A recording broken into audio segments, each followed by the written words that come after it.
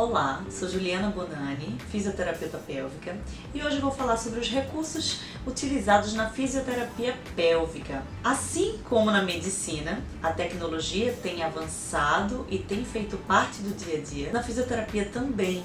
E dentro da fisioterapia pélvica, a gente conta com inúmeros recursos tecnológicos. Esses recursos tecnológicos, eles tendem a favorecer e facilitar e muito o nosso tratamento de qualquer disfunção do assoalho pélvico. Até porque a nossa representação motora a nível cortical, a nível neurológico, relacionada ao assoalho pélvico, ela é ínfima. Ela pode se desenvolver, mas originariamente ela é pequena e a gente precisa de alguns recursos para que o paciente ele não tenha mais aquela dúvida: ai meu Deus, será que eu estou contraindo? Será que eu estou relaxando? Eu estou fazendo certo? Muitas vezes o paciente ele não faz certo mesmo.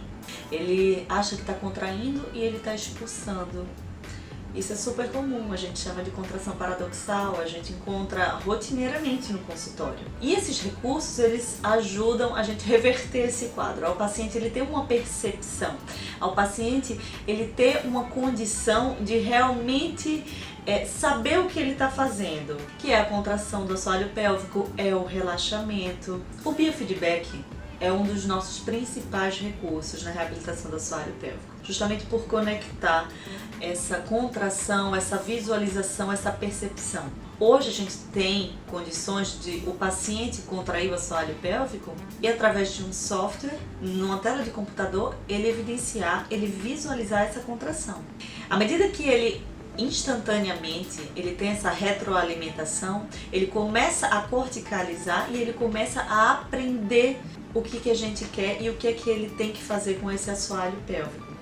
A depender da disfunção dele, a gente tem objetivos traçados diferentes, isso é óbvio. Mas o biofeedback ele é um recurso que ele entra ajudando praticamente todas as disfunções. Além disso, tem a eletroestimulação. Quando o paciente ele tem uma força muito fraquinha, quase nada, realmente o biofeedback ele não entra como um estimulante. O biofeedback ele não vai ser um motivador, porque o paciente ele não vai visualizar no gráfico essa linha que vai alterar com a força, porque ele não tem força. Então a gente começa a trabalhar com a eletroestimulação. E a eletroestimulação ela vai ter esse papel também de desenvolver essa forcinha inicial, de acordar um pouquinho esse assoalho pélvico, para num segundo momento a gente começar com o bio. Aqui no CRP pélvico a gente faz todas as técnicas e tecnologias que a gente usa. O paciente ele é um componente ativo, até mesmo para desenvolver a autonomia dele.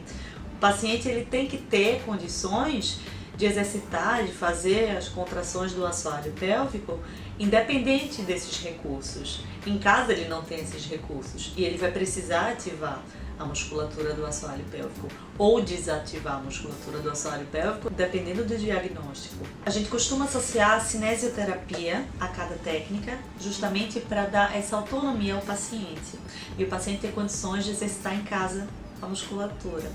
Cada paciente ele tem os exercícios prescritos de acordo com a avaliação, de acordo com a facilidade ou dificuldade em exercer qualquer atividade. A radiofrequência é o nosso mais novo recurso aqui no consultório. Ele entra não como um agente de fortalecedor da musculatura do assoalho pélvico, mas ele entra como um incentivador do neocolágeno, que já foi identificado como uma outra questão, um outro fator de causa para as incontinências. A radiofrequência a gente também tem utilizado bastante no consultório, na parte estética vulvovaginal. Depois, em outro momento, a gente faz um vídeo especificamente falando sobre isso aí. Mas vamos voltar para o nosso Novembro Azul. A gente utiliza como os recursos no pré e pós-operatório do paciente prostático, basicamente biofeedback e eletroestimulação.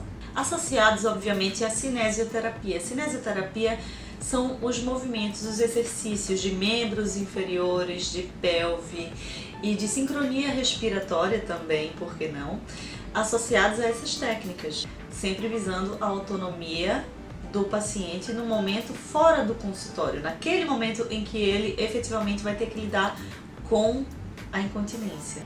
No próximo vídeo, fechando o especial Novembro Azul, a gente vai abordar o papel da fisioterapia pélvica no pós-operatório. Até lá!